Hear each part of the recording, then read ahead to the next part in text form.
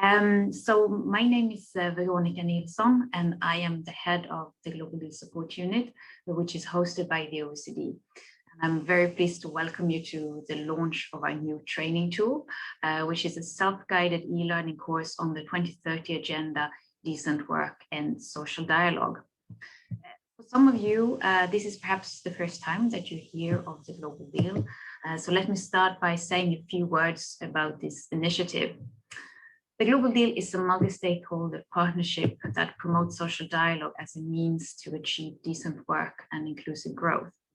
And we currently have 112 partners representing governments, both from the South and the North, businesses, employers organizations, trade unions, civil society organizations, and also other international organizations. It is the ILO together with the OECD and Sweden that are the founding partners of the Global Deal. I guess you could say that the Global Deal is really an alliance to promote social dialogue, and we welcome other stakeholders to join us. So this is an open initiative.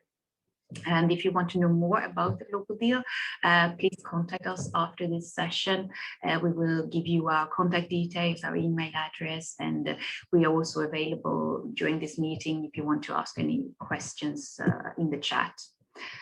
The Global Deal was set up with the Sustainable Development Goals in mind. So one of the aims is to contribute to Goal 8 on decent work and economic growth, Goal 10 on reducing inequality, both within and among countries, and also Goal 5 on gender equality. As a multi-stakeholder initiative, it also provides a contribution to Goal 17, since it is a concrete example of the global partnerships that we need to mobilize and share knowledge, expertise, and resources to support the achievement of the SDGs. And some of you might be familiar with a brief we published last year on social dialogue in the 2030 Agenda. It argues that social dialogue can contribute to achieving many of the targets relating to people, planet, and prosperity, but that in several areas, social dialogue could be more effectively leveraged to make progress towards the SDGs, for example, on inequality, skills, and occupational health and safety. We have also recently revised the Global Deal brief on the contribution of social dialogue to gender equality, and it is available in both French and Spanish on our website, together with a number of other policy briefs that we have published, and also the flagship report, which was recently published. An important part of our work is to increase knowledge of the benefits of social dialogue by developing and sharing good practices and providing research.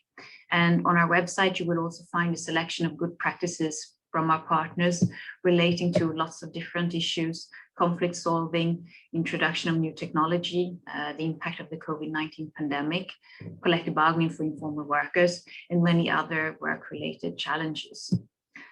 And one of the key objectives of the Global Deal is to strengthen partners' capacity to engage in social dialogue and sound industrial relations. And that's why we asked the International Training Center of the ILO to help us develop a virtual capacity building program for the Global Deal. So the tool that we are launching today is part of that program. And as I said, it has been developed by the ITC, but it has also benefited from comments from social partners, for example, ACTRA, the Workers' Bureau at the ILO, and also ACTEMP, the Bureau for the Employers at the ILO. There were also input and comments from other experts through the process that we organized last year. And with this initiative, we want to highlight the role and potential of social dialogue for achieving the SDGs, and in particular, Goal 8 on decent work and economic growth. And we do hope that this tool will be useful for Global Deal partners, but also for the wider development community. But now it's time for me to introduce you to Carl Pfeffer, who is the program officer at the ITC. And I want to say that I'm very grateful to Carl and his team for all the work that they have done in designing and developing this training course. So we are very excited now to discover this new tool together with you. And Carl will lead this session. So I'm now going to hand over to Carl so that you can present the agenda and the speakers. So over to you, Carl.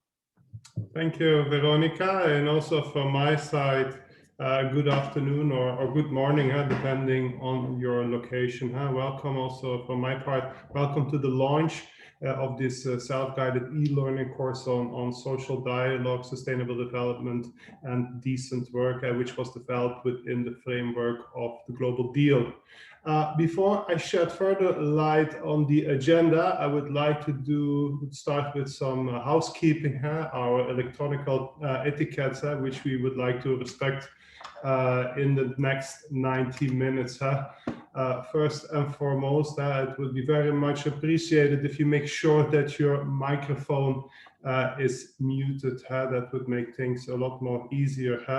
Also, you can use the Zoom chat box function as often as you wish in case you have questions, comments, or observations, especially in terms of questions. If you have questions for the speakers, because we have a nice lineup of speakers, if you have specific questions for them, don't hesitate to use the chat box for that purpose. And then finally, this webinar is being recorded. So if you have to leave earlier or you didn't make it, you will see that this webinar will be uploaded and will be made available on the Global Deal website. So this is what we have now in petto for the next 80 minutes, because we would like to really finish at 3:30 Central European time. The first part of this webinar consists of a context setting and a recap of the main points concerning the 2030 agenda, decent work and social dialogue. And for that purpose, we invite the Wolfgang Schiefer to work specifically on the part of the 2030 agenda and decent work. Wolfgang works for the multilateral department of the ILO. And we invited Caroline O'Reilly to work specifically on the social dialogue angle in relation to the Sustainable Development Goals. So Wolfgang and Caroline, thank you very much for being with us.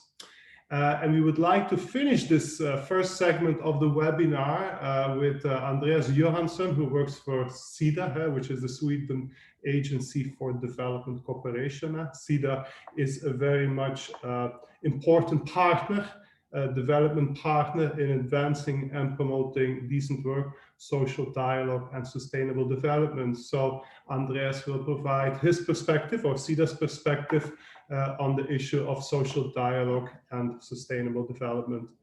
We have chosen to then, after the intervention of Andreas, Caroline, and Wolfgang, to insert a moment for questions and answers.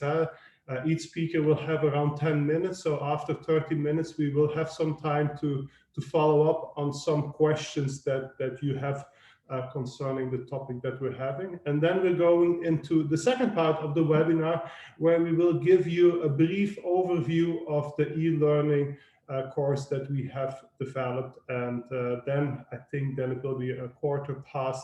We will go into the closing of this webinar, and then I will hand back to Veronica for some closing remarks. So I would like now to hand over, or better said, give the floor or the screen to Wolfgang. Wolfgang, are you there? Yes, very much so. Thank you, Carl. Please go ahead. The screen is yours. Okay. Thank you very much. Thank you, Carl. Thank you, Veronica, for the introduction. I should first, of course, also thank the Global Deal colleagues for inviting us to contribute to this event, to this exciting launch of an e-learning course. Of course, also the ILO and the ITC go way back in working on sustainable development and decent work. We've done quite some work together, Carl and I, so it's really my pleasure to contribute here. And I will have a really easy task, I think, because I would guess that most of you around the globe will be well versed in the decent work agenda and certainly in the 2030 agenda and sustainable development goals.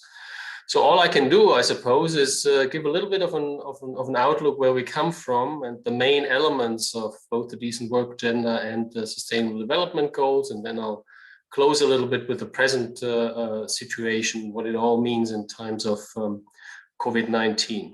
So, Carl. Yes, so this is going back in history, as you can see. The ILO, of course, was founded in 1919, and we, the office, we have been at working on policy coherence for sustainable development by means of social dialogue since quite some time. So in 1919, of course, already our constitution points out that universal and lasting peace can be established only if it's based on social justice, and that countries, governments, workers and employers need to work together and dialogue to that effect. I won't go into the details of all these conferences. You see that in the 90s, there was the Earth Summit and the Copenhagen Social Summit. Both were very instrumental in putting elements into the idea of how sustainable development, how poverty reduction can be achieved also by means of decent work. And then towards the end of the 90s, actually that concept was pulled together as an outcome of the Copenhagen Social Summit in particular. And then the second element that we want to discuss today, the SDGs, of course, have their roots in this process of the 1990s, but in particular in the Millennium Declaration and the Millennium Development Goals. We moved then further as the ILO with the Social Justice Declaration, which really embodied the 4 elements of the Decent Work Agenda. And then most recently in 2019, the ILO having been turned 100, there's a centenary declaration on the Decent Work Agenda, the future of work, policy coherence in the multilateral system based on a human-centered approach. So we can also see already that the centenary declaration, which I would all recommend you to read, it's on our website, brings together all these strands that we worked on in terms of sustainable development over the past 100 years. Next. Carl. So this is the Decent Work Agenda. As I said, most of you will know it. The important thing is that it is based on 4 pillars, and you see them here: employment, creation, enterprise, development, social protection, standards and rights and work, and as I mentioned before, governance and social dialogue as the mainstay, as the main means actually of bringing the Decent Work Agenda about. It's basically the aspiration of what people want, what people need in their working lives. The important element is on the top. It's inseparable, interrelated, and mutually supportive. So it means you have to work on all of these 4 pillars if you want to achieve decent work. Decent work also responsive, of course, to various settings, to various country settings around the globe. And gender equality and non-discrimination are cross-cutting issues. Most recently, we've added green element to the idea of a green transition as economies move forward, as we need to respond to the challenges of climate change. Next. Carl, here's the other piece of the puzzle, the Sustainable Development Goals. And as Veronica has already pointed out, for the ILO, there's of course a certain centrality in all of this. And very neatly, if you look at the middle row, SDG 8 on sustainable, decent work and economic growth is right at the heart of the 2030 agenda of the SDGs, and of course, rightly so. As we saw, what I mentioned before, decent work is at the heart of sustainable development, at the heart of finding a pathway out of poverty. There are other elements, though, that are very important. Veronica has also pointed out that one, in terms of decent work, can focus on various aspects, and in particular, of course, also the rights dimension of the 2030 agenda, which is embodied in SDG 5 on gender equality, but also 10, of course, on reduced inequalities, an aspect that has been brought to the fore in particular in the COVID-19 crisis and response just now, and is very big in the UN discussions at present. But more broadly, much as the Decent Work Agenda is an integrated agenda, so are the Sustainable Development Goals. For SDG 8, for decent work, that means you cannot work on SDGs in isolation. They all hang together. So if we wanted to achieve SDG 8, if we want to achieve sustainable economic growth through decent work, we also need to work on all the other SDGs. Next. There's always a little bit of a lag, I think. Okay, so here is then how the ILO sees it. This is a report from 2016, but still well worth reading it, because it sets out what the ILO makes out of the connection of decent work and the 2030 agenda. It's subsumed under our initiative to end poverty. It's one of the global initiatives of the ILO. And so for us, the innovative thing of the 2030 agenda, what actually supports it to implement the decent work agenda for the ILO, is that it's universal. It's not like the MDGs and North-South agenda. It is rights-based, one aspect that was missing in the MDGs, and it's very important for the ILO, of course, being a normative organization based on international labor standards. And it's transformative. It should take society forward, also in that building back better green economy aspects that I had mentioned. And most importantly, it should leave no one behind. And leaving no one behind, of course, means that you need to get the people into the conversation, that you need to work through social dialogue in taking the decent work agenda towards the achievement of the goals of the 2030 agenda. And if you look at the cover here of that report, this is how the various aspects of the decent work agenda intersect with the SDGs. In almost any SDG, you can find aspects of the decent work agenda in the 4 pillars that I have mentioned. Next. And so I think I would be remiss in not addressing one issue that came up in the international discussion recently, and say, okay, we're all looking at COVID-19 response now. What does that mean for the SDGs? Are the SDGs in the back burner, or are they not there anymore? On the contrary, I would say, and I've put together a couple of quotes here. One from the DG, which has pointed out that the COVID crisis has reconfirmed the validity and the importance of SDGs, but the goalposts have moved. It's now even steeper to achieve the SDGs. And that's what we're seeing actually in looking at the data coming in from around the globe in terms of SDG achievement. So we need to accelerate, we need to move faster, we need to focus on the SDGs. But if you look at issues, for example, like establishing social protection systems, which are subsumed under SDG 1, of course, if countries around the globe would have had social protection systems already, we would be in a much better place in terms of COVID response. And so that's what the UN Secretary General also indicates. He says the SDGs, the 2030 agenda, are the guiding light. We need to end the pandemic to respond to its socioeconomic impact and chart a course for transformative recovery. So taking up the themes of the SDGs in the COVID response. And finally, merging it all together with regards to the decent work agenda, I would recommend you yet another report to have a look at, which is the SG report on COVID and the world of work. It came out in June 2020.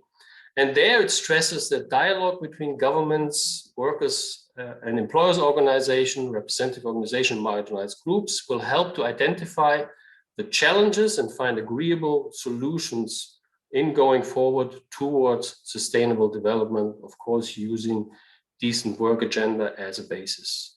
And that is, of course, what Caroline now will expand on in her next segment. Thank you.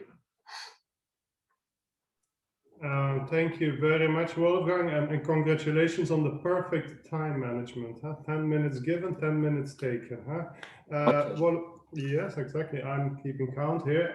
And Wolfgang, we will come back to you, of course, after the sessions of Caroline and Andrea for any follow-up questions that the audience might have. And again, I would like to invite you to, if you have specific questions for Wolfgang, Caroline, or Andreas, don't hesitate to post them into the chat box and we will make a selection of that one. Huh? So thanks, Wolfgang, and let's give the floor. You already created a nice introduction to Caroline on the importance of dialogue between the different groups. Huh? So Caroline, hi Caroline, please go ahead. Thank you. Hi, thanks very much, Carl. And hello everyone in the audience. I've just noted down, I rather like numbers. I've just noted down that I apparently started at 2:22, or maybe, yeah, exactly 2:22. Yes. I have to try and be diligent and end at 2:32, but I can't promise anything. So Carl, please, if you find I'm not being as organized and disciplined as my colleague Wolfgang, then please let me know. Okay, could I have the next first slide, please? Okay, so yeah, as you saw, I'm from the Social Dialogue and Tripartism Unit of the ILO at ILO headquarters, and I will be building very much on elements which have already been presented by Veronica and Wolfgang, building more on the social dialogue aspects and how social dialogue interacts with the 2030 agenda. Just as Wolfgang said, I think possibly most of the audience, or possibly all of the audience, will be very familiar with the concept of social dialogue, but just in case there is someone out there who's a little bit puzzled as to what exactly we're talking about, just a quick reminder on what we mean by social dialogues. So you can see in terms of the ILO's kind of operational working definition of social dialogue, it covers all types of negotiation, consultation, or exchange of information between or among representatives of government, employers, and workers on issues of common interest. Then within this broad umbrella of social dialogue, one particular form of social dialogue, which of course the ILO embodies, is tripartism. So bringing the three partners together, governments, employers, and workers. And as you can see from this slide, these are symbolized by our famous 3 keys. The 3 keys which were actually used to open the gate of the original building housing the ILO headquarters in Geneva. We've moved to a different building now, but we still have our 3 keys carefully stored in a box, I think in the library, if I'm not mistaken. So it's the interaction of governments, employers, and workers through their representatives as equal and independent partners to seek solutions together to issues of common concern. There's no universal model or blueprint for social dialogue. There's no, as our constituents, the ILO constituents like to say, no one size fits all. It very much depends on the national situation, the problems at hand, the different levels of social dialogue which can happen.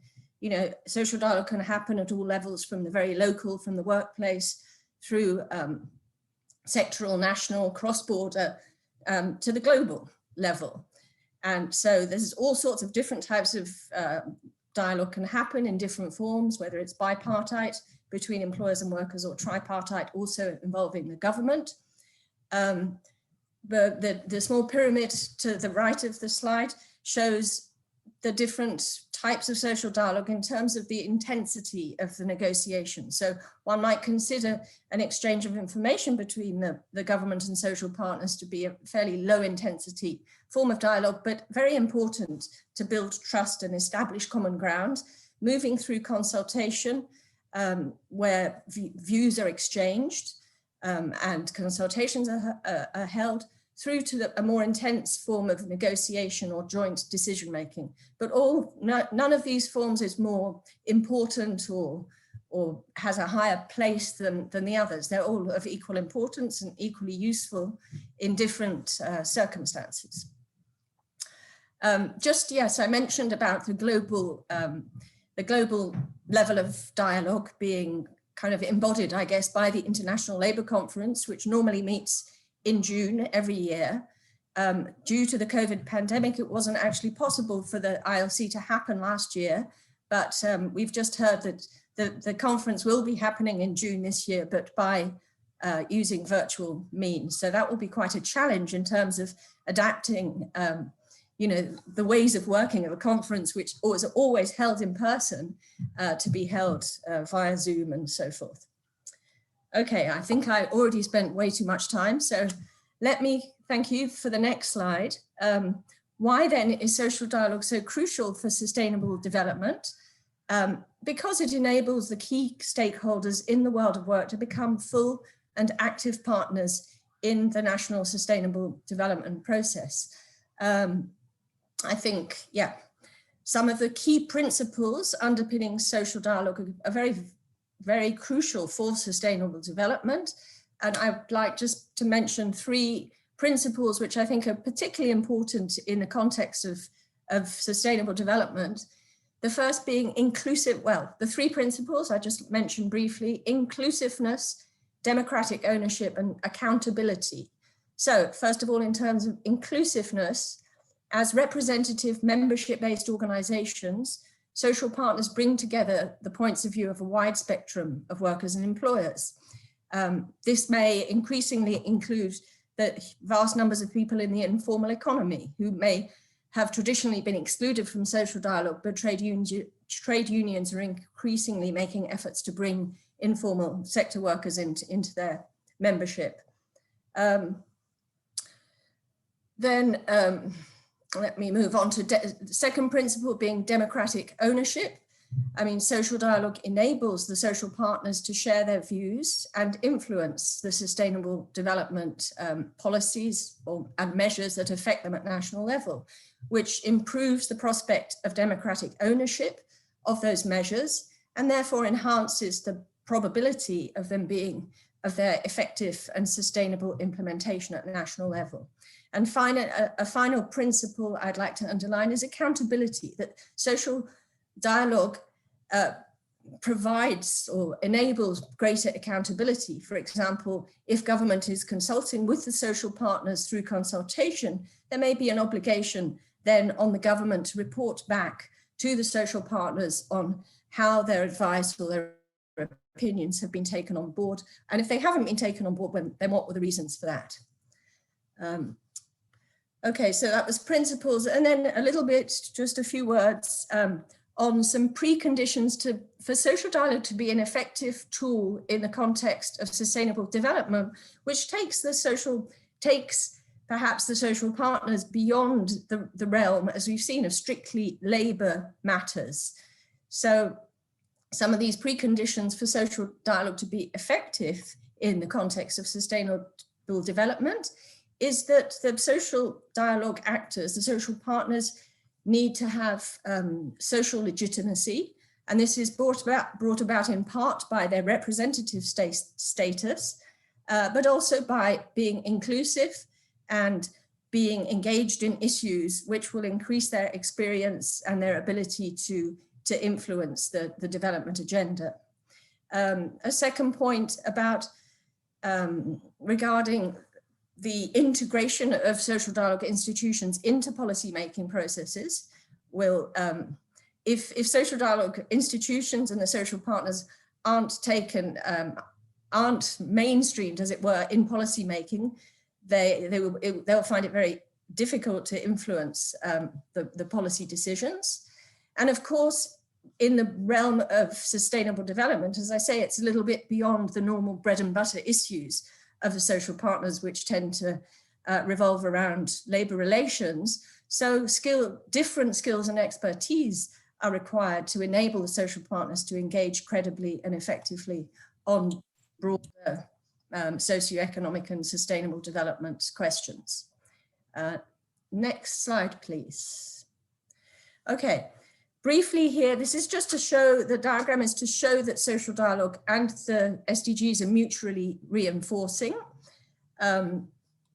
that, you know, they feed into each other. The social dialogue can impact, as we've seen, and we'll see in the next slide, on the achievement of the SDGs, but the achievement of the SDGs itself can provide an enabling environment for social dialogue to occur.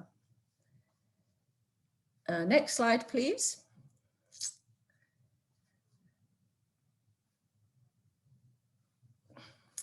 So I think, well, the point has been made already by my colleagues, but you know, the question is, where is social dialogue found in the SDG framework? And I think we'll see that the word social dialogue are actually not used, but the fact is that social dialogue underpins very many aspects of the 2030 agenda, whether directly or indirectly.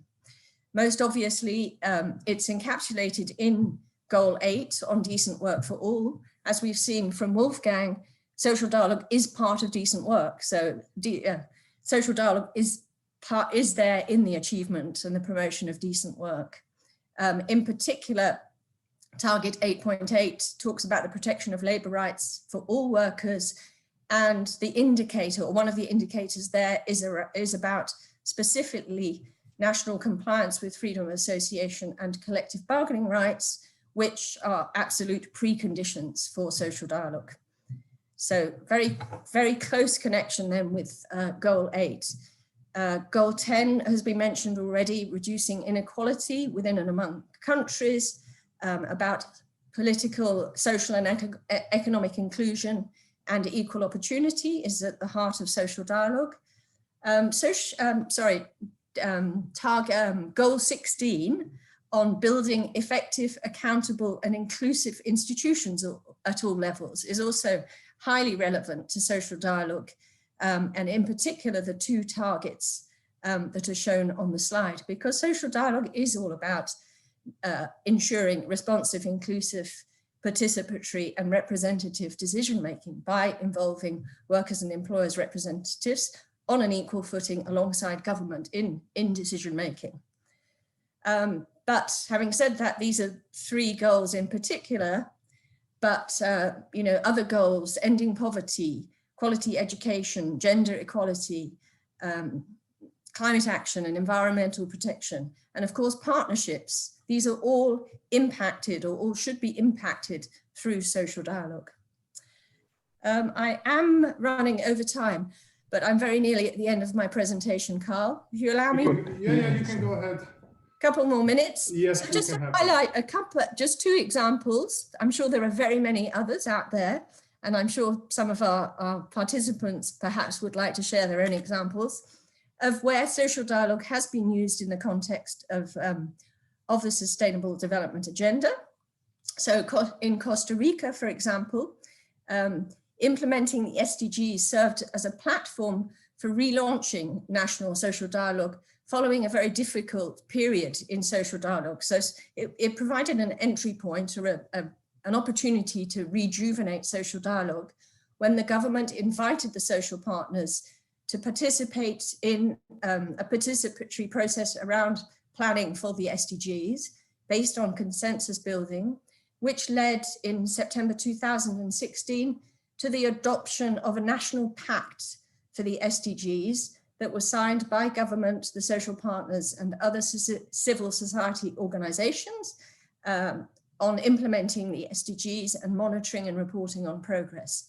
So that was the case. That's a very brief summary of social dialogue at work in Costa Rica.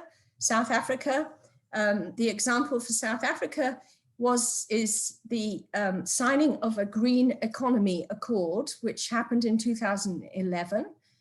This was an outcome of social dialogue within NEDLAC, which is the South African social dialogue institution, which includes, as many of you must know, the tripartite constituency, but in addition, a fourth constituency representing communities and other civil society organizations. So this Green Economy Accord aims to develop the green economy aspect of South Africa's new economic growth path, and it identifies practical steps for each partner for the creation of hundreds of thousands of new green and decent jobs. So those are two.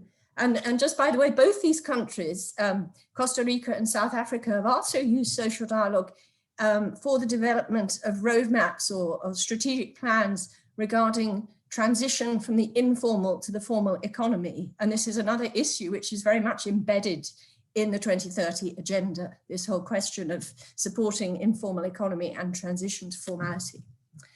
And then Carl, final slide, please.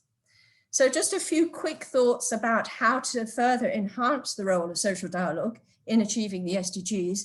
It's all very well to say social dialogue is critical, but we also know that there are a lot of challenges still in the potential of social dialogue being fully and effectively utilized in the context of the SDGs. I mean, first and foremost, we need to have universal respect for these foundational rights of freedom of association and collective bargaining, without which social dialogue simply cannot happen. We need more effective and more inclusive social dialogue institutions and processes, which are fully integrated into national policy-making processes. We need to ensure the more systematic involvement of employers and workers' organizations in development planning and implementation processes at the national level. And in order to allow or facilitate this happening, the capacity of these organizations and of their members in sustainable development issues needs to be built, to be strengthened. Social dialogue tends to be associated, as we all know, mainly with ministries of labour along with the social partners, but we need to advocate social dialogue much more widely across all branches of government. So with ministries of finance, economy, planning, environment, foreign affairs, to ensure that the social partners are brought into decision-making across a wide range of issues beyond simply the more narrowly confined issues dealt with by ministries of labour. And finally, we definitely need to build an evidence base, building on analysing, documenting the processes and impacts of social dialogue, so that these experiences can be made available more widely and replicated elsewhere. Thank you very much, and apologies for talking a little bit long, I think. Thank you, Caroline. Thank you. Excellent presentation. And of course, it is a challenge of putting such a complex topic within 10 minutes boundaries, but you did an excellent job. And of course, these presentations are just an appetizer for what is to come and for what is contained into the self-guided e-learning course. And Caroline, we will come back to you after the input by Andreas Johansson on some more specific questions that already were asked by the participants. So let's go to the third speaker of today, which is Andreas Johansson, who works for SIDA, the Swedish Agency for Development Cooperation. SIDA, of course, has been a development partner, promoting very much the decent work agenda and sustainable development through a wide variety of projects, programs, and initiatives. Andreas, thank you very much for being with us, and please go ahead. Thank you very much, Carl, and thank you also the previous speaker, Veronica, Caroline, and Wolfgang for your interventions. It will definitely make my job easier now when the scene has been set so well. And let me also express on SIDA's behalf our gratitude to the partnership that we have with ILO and the OECD and the Global Deal Secretariat, and as well as all the other partners within the Global Deal platform. It's truly a multi-stakeholder intervention that we are very happy to be part of.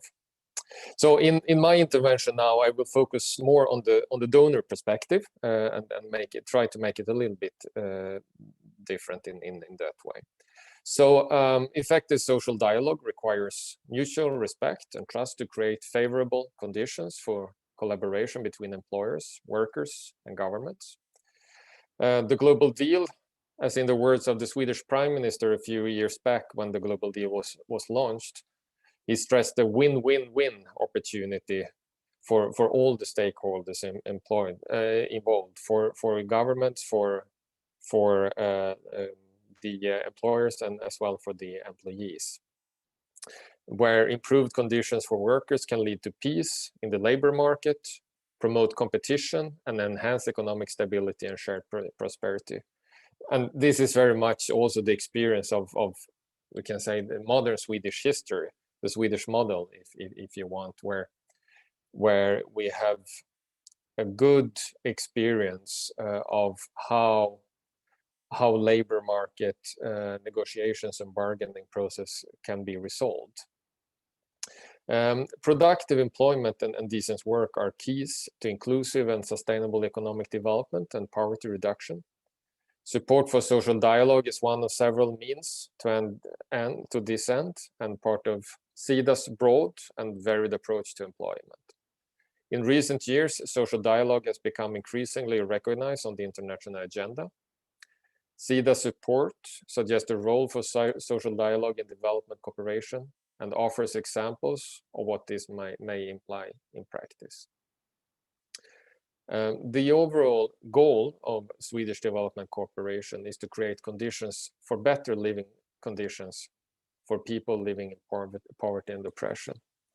One of the priorities of Swedish development cooperation is inclusive economic development.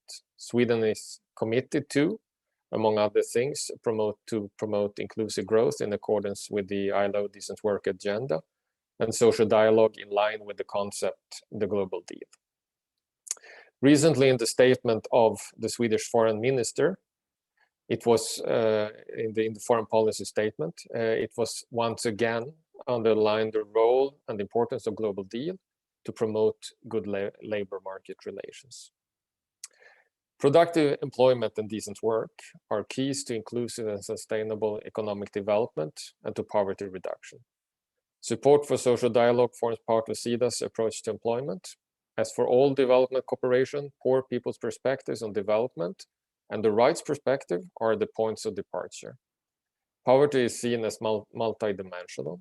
Gender equality, environment and climate, and conflict perspectives are as well integrated. Social dialogue may also play a role by smoothing labor market relations, particularly if they are ridden by conflict. SIDA's approach also includes support for improved working conditions and labor rights beyond an income that makes a living. This includes the right to organize and to collective bargaining, to decent working hours and safety on the workplace, the rights of migrant labor, and to protection against child and forced labor. Social dialogue can be a method for jointly dealing with some of these issues between employees and employers, but also between labor market partners and the government. From a development perspective, social dialogue may also serve as a means to practice democratic governance at the grassroots levels. Hence, if also working conditions and incomes improve and social conflicts are reduced, social dialogue holds a potential to contribute to poverty reduction in multiple dimensions. But social dialogue is not only one way to solve everything. It may not be possible in all the contexts.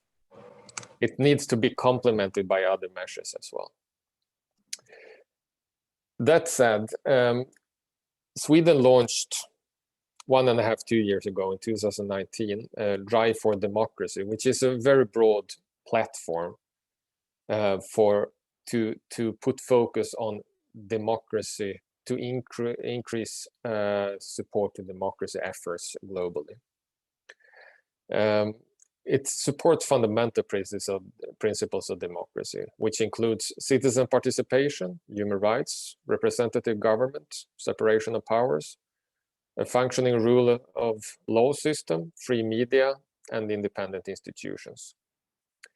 About 2 weeks ago, a further focus was made by our foreign minister on human rights in the world of work, which further emphasized the role of Global Deal, providing a continued financial and political support to Global Deal to further social dialogue, not the least to improve labor conditions, strengthen influence at workplace, and especially for women.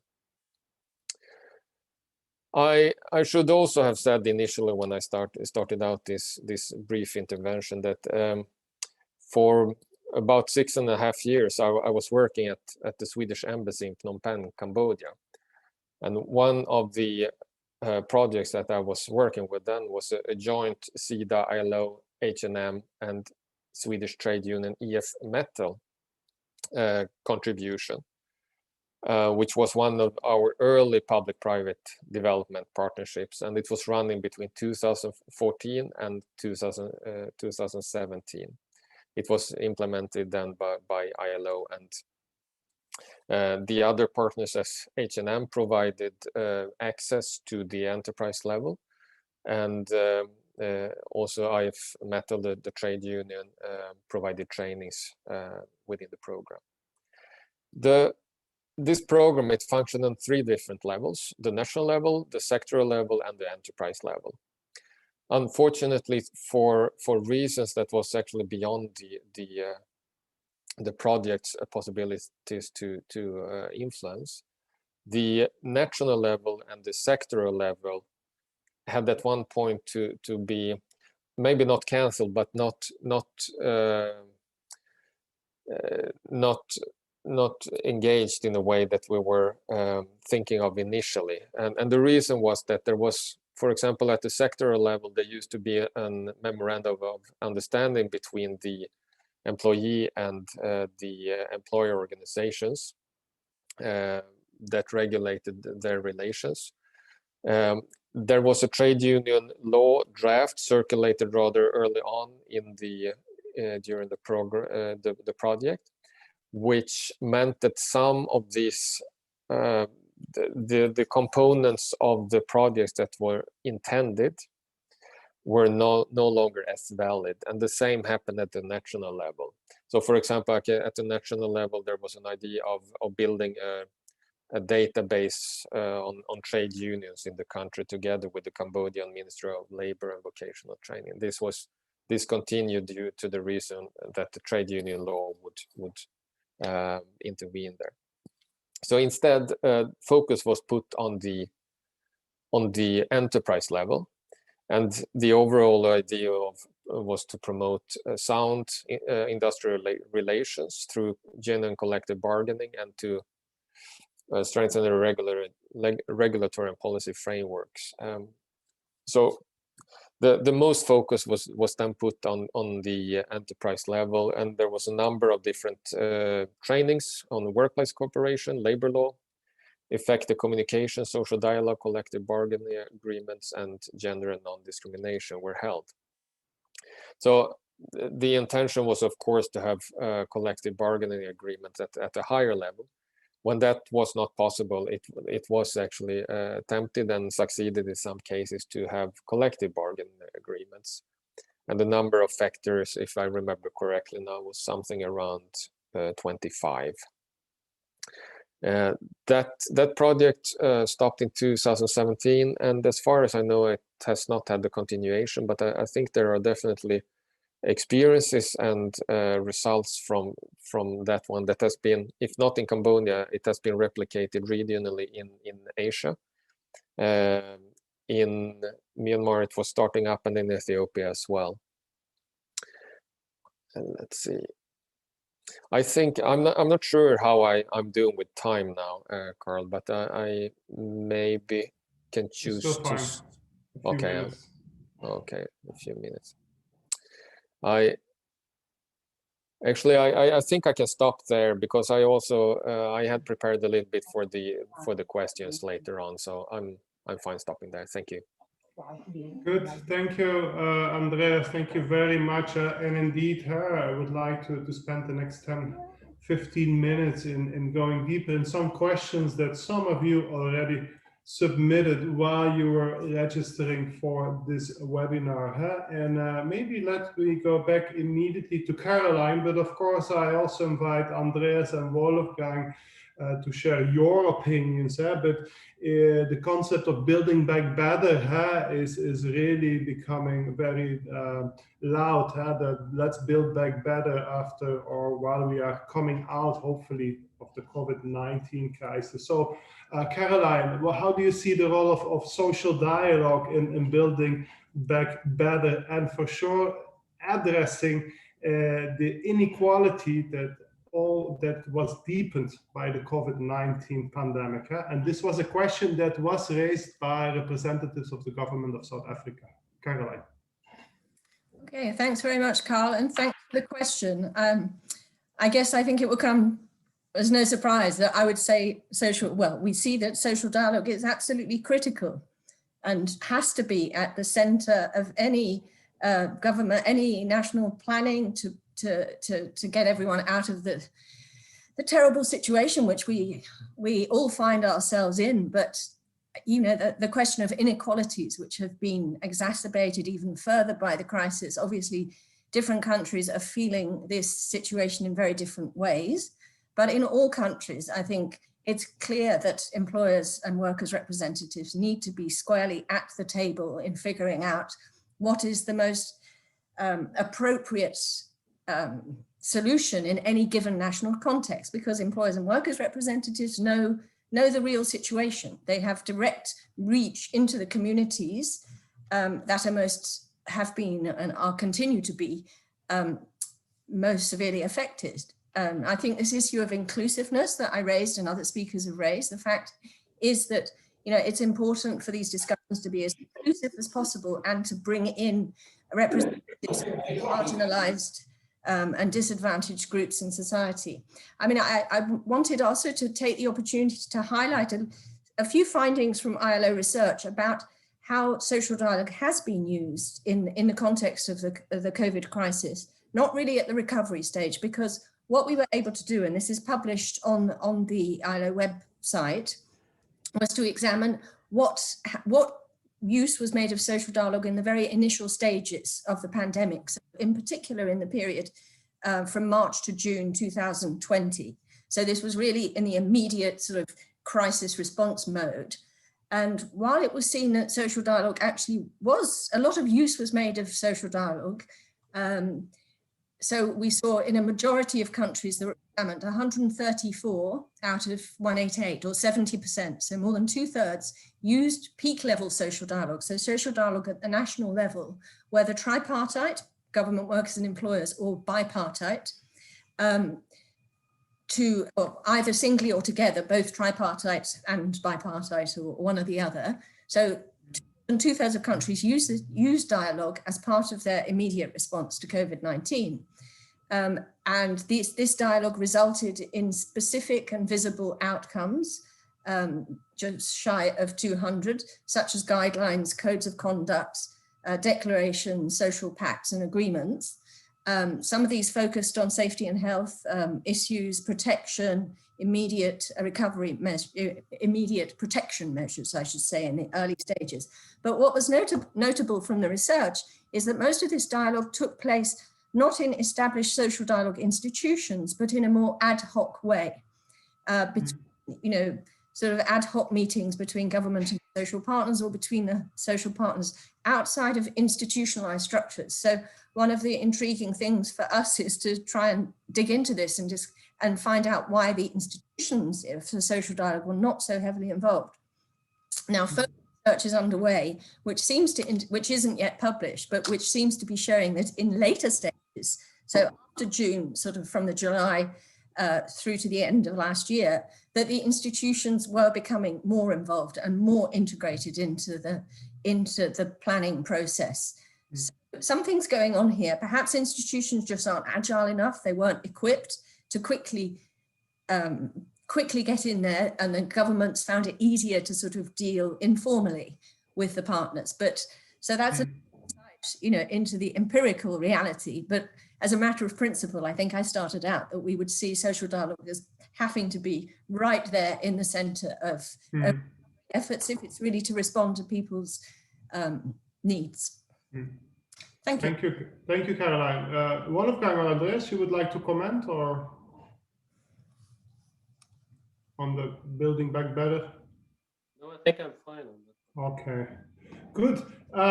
Let me go to a next question that was asked specifically for Wolfgang, but of course here also Caroline and Andreas can chip in. How can our social partners, our workers and employees organizations, how can they, or how are they already playing a bigger role to shape policies and rules at the international level? Thanks very much. That's also a very interesting question, which goes a little bit to the heart how we can translate the role of social partners and use social dialogue in the multilateral system, which in the end, of course, is a system set up for and dominated by governments. So that's the challenge that we see in this respect, and it's a continuous theme. In particular, if you look at the international level in terms of the United Nations, which is of course where the SDGs sit and where the progress towards the SDGs is reviewed annually. There's a global conference called the High-Level Political Forum for Sustainable Development. It always takes place in New York. Well, these days it takes place, of course, in the virtual sphere. Let's run out of New York. I think there's two good news if you look at that remit with regards to engagement of social partners.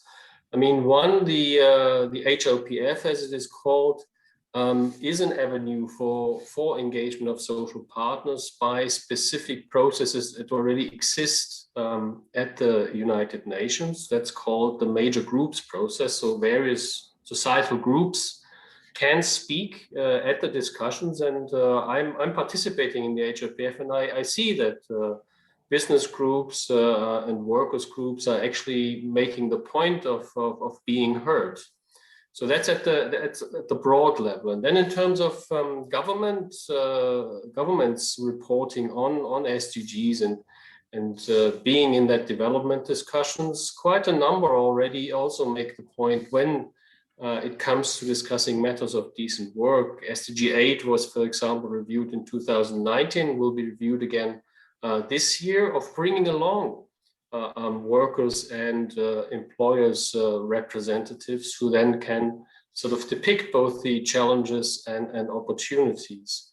But then if we flip the whole perspective and look at the country level, where actually SDGs are implemented. I mean, Carolyn has pointed out how the reality looks like in terms of the COVID response. And I think complementary to that, the UN has undergone significant reform at the country level, the way that it works. The UN is working at the country level via country teams, and they are led by a person called resident coordinator.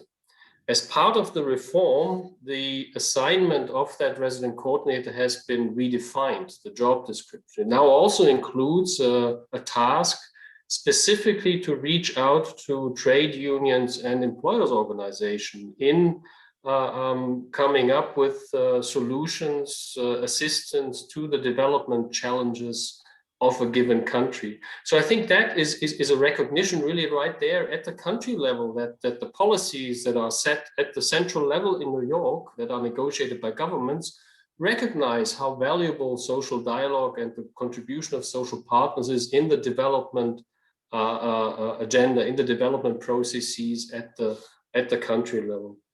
And finally, if you look at the how, social partners need to engage. There's also an ask there. I mean, quite often we see that social partners are somewhat reluctant to engage in these processes because, as Carolyn has pointed out, they're not at the heart of their matter, of their interests. And so what also needs to be done to enable that process, social partners need to be empowered and enabled. And that's actually where something like what we're discussing today comes in, right? Capacity building.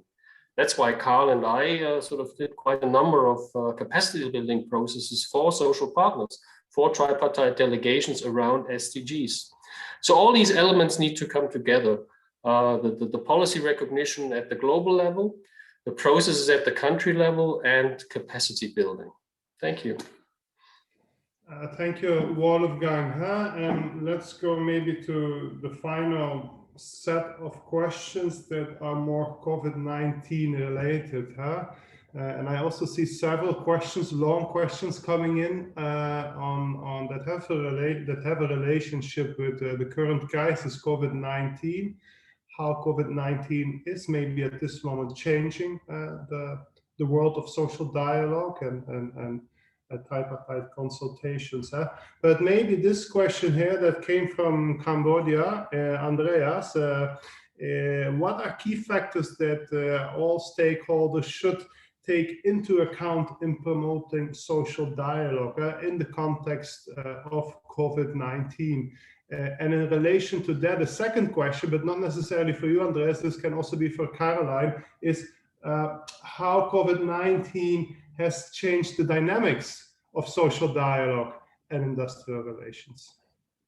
But let's start with the first part, Andreas. Thank you, Carl. No, it's quite right. The current pandemic has really changed the situation, the global situation in many ways, and it has made the vulnerable even more vulnerable. That's a fact. It has had a massive impact, and it has increased risks of exploitation and different type of precarious employment. So and also social and financial vulnerability and insecurity. So it is definitely something that has changed the world. Now, since we are hopefully now starting to see the end of the pandemic, we can at least start to hope. There will be a slightly new situation afterwards. Nevertheless, the focus on vulnerable groups needs to remain, because those who were behind before, they will be even more behind further on. And as donors, this is something that we are very concerned about, obviously. And as inequalities are deepening, there is also a risk of reduced social trust and reduced trust in governments. So for all actors involved and all actors involved in social dialogue, this is a challenge, obviously. As SIDA and many other donors and organizations, we're working with the human rights-based approach, and which ties very much into the rights-based approach that Wolfgang was mentioning before, and we are looking at accountability, participation, transparency issues, and non-discrimination, to really put a focus on what the issues are, and the rights holders as well as the duty bearers. The duty bearers being the states and the governments, and the rights holder being those who holding the rights, usually the people. By doing so, I think it becomes easier. It's a method of putting focus on what we need to try to achieve, and it also removes the feeling of the people that are being supported that it's charity. So I think it's important to remember, and it's important to remember also in the context of social dialogue as well when we are trying to set it up. Now, when we are looking at a time after and how we are going to work differently, I think there was a question flashing by on how the different technological solutions are going to change it. It might change to a certain extent. I think we are getting better, much better than we used to be on using technological means in order to communicate, to share information, to conduct meetings as we are right now. It's much easier. It does not replace the human interaction, but I think it will be easier to build these kind of broad platforms that we need in order to push social dialogue forward at the global level as well. So I think I stopped there. Thank you. Caroline, would you like to comment on, because a lot of questions are coming in indeed on COVID-19, post-COVID-19, etc. Would you like to give your views on this, social dialogue and COVID-19? Of course, it's a big topic. I could say, I mean, I think Andreas just mentioned a point which is exercising me a little bit. I think I'm here, I'm not even in the ILO building, as you can see, I'm sitting at home. You know, we're all communicating digitally, to a greater or lesser extent. And I really, like Andreas, I'm wondering what the impact of this remote communication has on the quality of dialogue. I mean, there are advantages. Meetings are happening which you couldn't really have dreamt of before, or you wouldn't imagine, you know, having so many participants. For example, when we ran our academy, I think Sylvain is in the audience, the ITCILO Academy on Social Dialogue and Industrial Relations. It was run for the first time as an e-academy online. And there were close to 200 participants for a course from countries which had never participated in such training before, because they simply didn't have the resources to make the journey and to stay in Turin. So, you know, digital communication is opening up all sorts of new possibilities, but one has to question, and, you know, I'm not a researcher on this issue, but I say it, it intrigues me as to what happens to the quality of that communication when people aren't sitting across a table and aren't looking into each other's eyes, which is clearly key for, you know, any form of intensive negotiation or trust building and so on. So that's, I mean, I can't answer. I've got more questions than answers on that, but I think it's very intriguing. And I, you know, if there were some of my field specialists, social dialogue field specialists on this call or in the panel, perhaps they would have a more, you know, like hands-on feel for how things have happened in their countries insofar as at level with regards to how social partners have managed to engage, if they found it empowering or disempowering with relative to how things were before the pandemic, and what can we retain from this whole transformation, which is good, and carry that into the future, and what say, okay, that was fine, we had to do it during the pandemic, but frankly, we would rather not go down that path again. And I did mention, you know, in my remarks that the ILC is, you know, is going to happen, the International Labour Conference is going to happen in a virtual format in the month of June. And that, you know, it's a massive experiment. It's never been tried before. I don't know how many delegates, I mean, we have thousands and thousands of people normally in Geneva for the annual Labour Conference. What will happen this year? How will the committees function? How will debates happen online? It remains to be seen, but I'm certainly rather excited to see what happens. Yes. Thank you, Caroline. And again, I propose that we conclude here the question and answers, also because there are quite a lot of questions that are coming in, and it's very difficult now to choose that question that is the most relevant for this discussion. What I take away from the questions is that there is a huge appetite to discuss more the topic. And I'm sure my colleagues from the Global Deal will take note of these specific follow-up questions that might lead us into a specific corner of the discussion that is maybe not relevant for the whole audience that we are having here. So I assume that the Global Deal colleagues will take note of the questions and who is asking them, because I see good questions from Johan, Ali, Alessa also, which I think we already at least a little bit have been able to respond. But I propose that my colleagues from the Global Deal take note of these questions, and that we continue with the agenda of today. So I can also honor my commitment of finishing the webinar at 3:30. Good, let's go to why we are actually here, which was the launch of the self-guided e-learning course on 2030 agenda, decent work and social dialogue. First and foremost, I think that Caroline, Wolfgang, and also partially Andreas, they already gave us a lot of direction and orientation on what is the specific content of the self-guided e-learning course. But maybe let's start with the beginning. Where can we find the course and how can we access it? ITCILO, the International Training Center of the ILO, has a website where you can access the whole training offered by the ITCILO, which consists of fee-based courses, but also free courses, a wide diversity of different free courses. So if you haven't done it yet, and this is here my small sales pitch for the ITCILO website. If you haven't done it yet, I really invite you to have a look at the ITCILO.org website and see. I'm sure there will be something of your liking in terms of training and capacity development. But back to this course, you will find it on the ITCILO.org website. If you want to access it immediately, here is a shortened version to access it, and if not, you will receive a follow-up email at the end of this webinar with the correct email address. So this is how it looks like when you go to the website, and then you have to push this button, start the course, and then it will take you to what we call the eCampus of the ITCILO, which has been completely revamped in the last 12 months. So once you're on the eCampus, if you already have registered to the eCampus, you can just put in your credentials in the Enter Now section.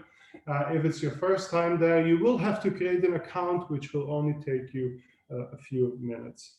Now, once you've been through this process, you will be on the landing page of the self-guided e-learning course, and which looks rather, the e-learning interface looks rather very straightforward and very simple. I don't think there is a way of getting lost on this e-learning page, but just to make very clear that there are 5 modules, one getting started module and 4 technical modules. And every model takes more or less 45 minutes of going through. So if you do it all in one run, it will take you more or less 2 hours to go through the full self-guided learning.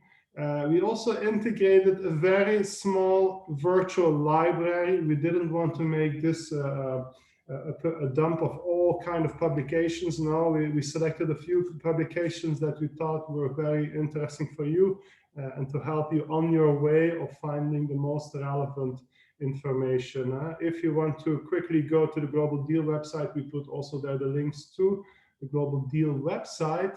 And also the Decent Work for Sustainable Development resource platform, which is in the process of being updated, but nevertheless, what is there is still extremely interesting if you want to identify the different entry points towards the sustainable development goals from a decent work perspective, and vice versa.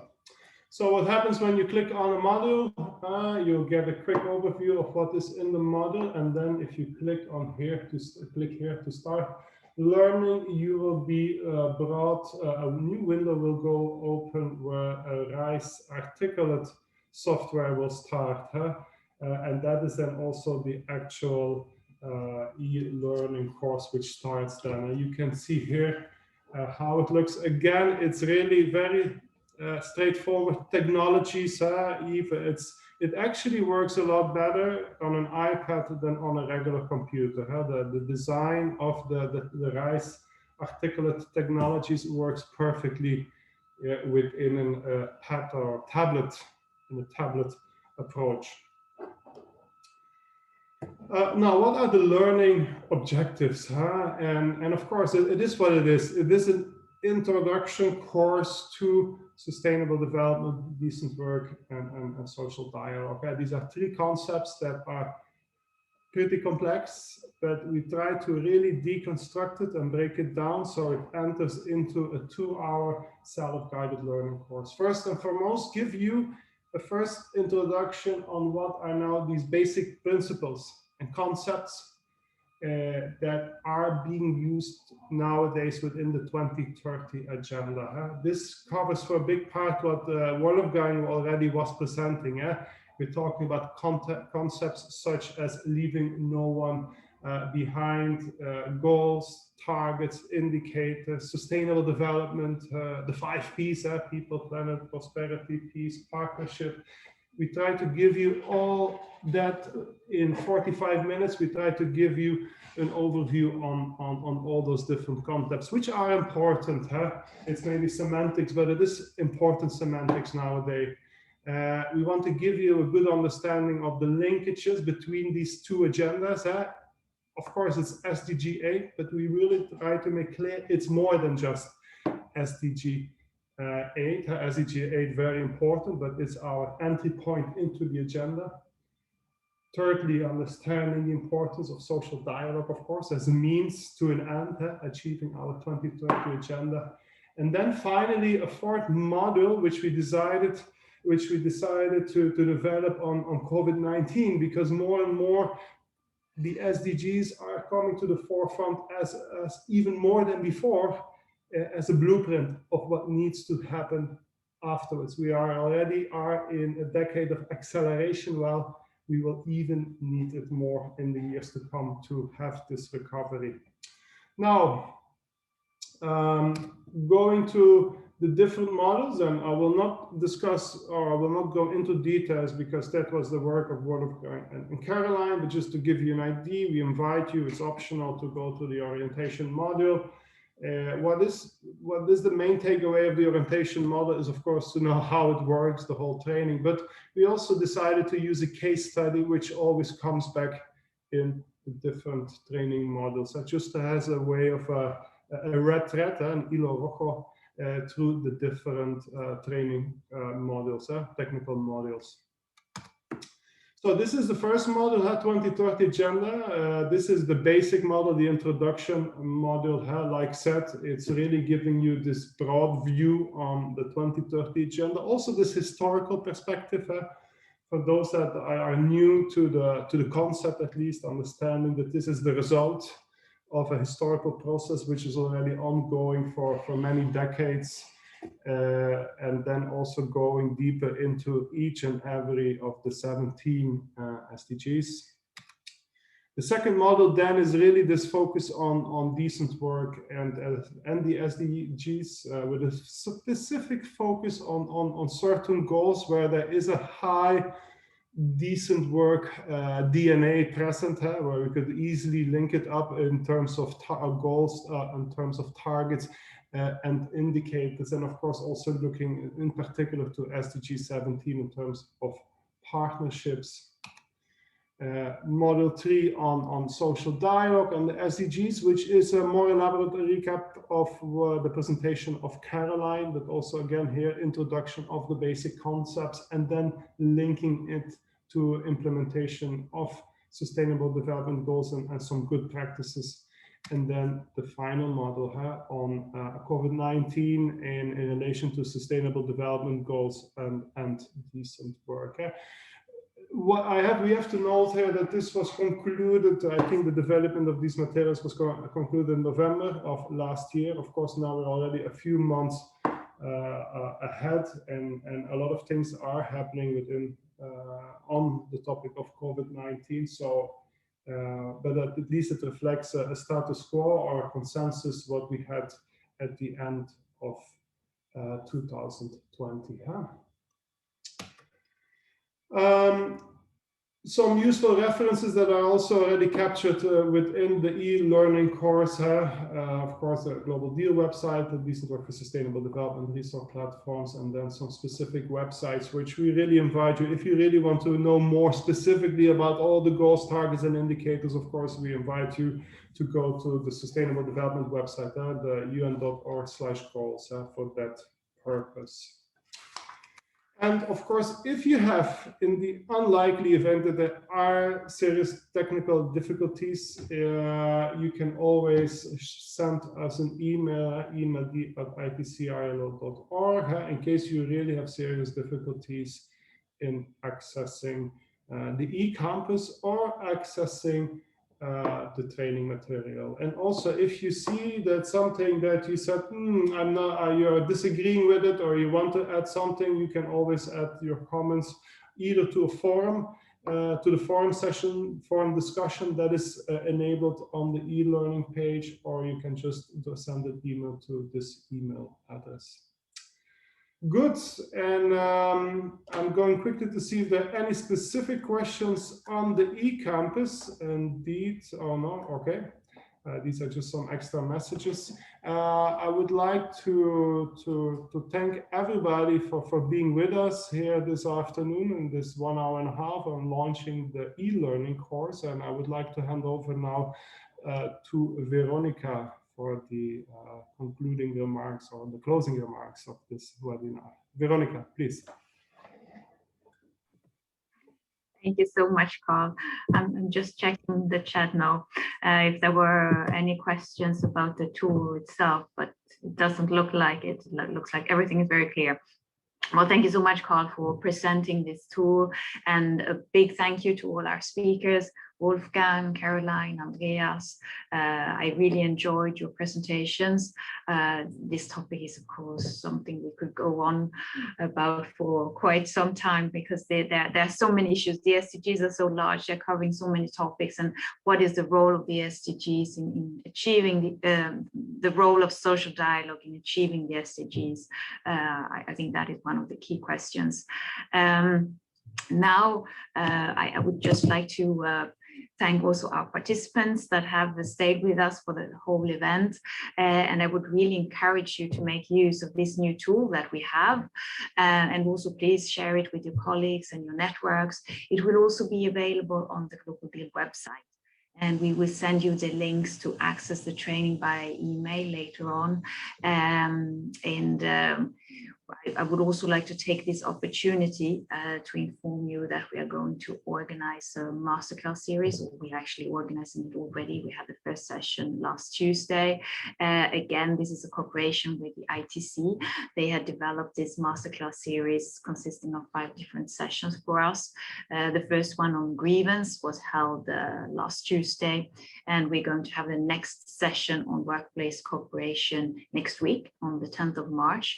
And normally this is only for Global Deal partners, but if you are interested, I would suggest that you drop us an email to let us know, and then we will make sure that you will also get an invitation.